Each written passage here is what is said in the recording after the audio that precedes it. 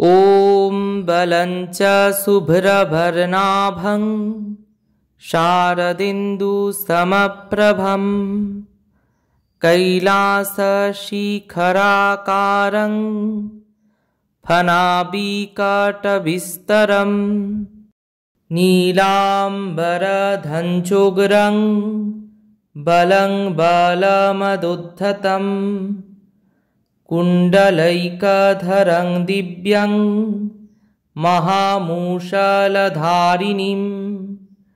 महाबलं हलाधरं रोहिणेयं बलं प्रभुम्।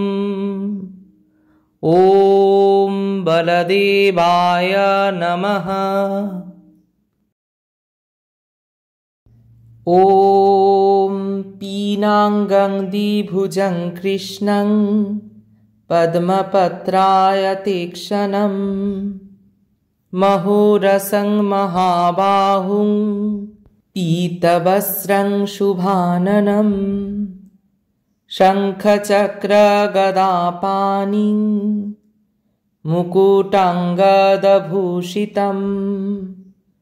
सर्वलक्षणसंयुक्तं वनमालाविभूषितं देवदानवगन्धर्व यक्षविद्याधरोरगैः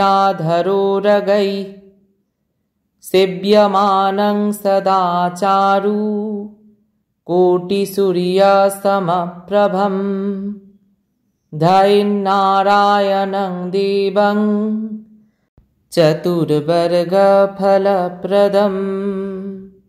ॐ जगन्नाथदेवाय नमः।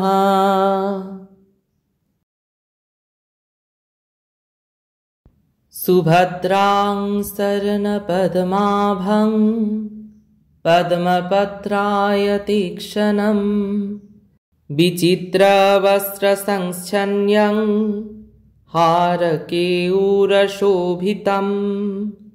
विचित्राभरणोपेतं मुक्ताहारविलम्बितं पीनोन्यतो कुचं रम्या मात्यं प्रकृतिरूपिकं भुक्तिमुक्तिप्रदात्रीं च धैत्यामम्बिकां परां ह्रीं सुभद्रा वै नमः।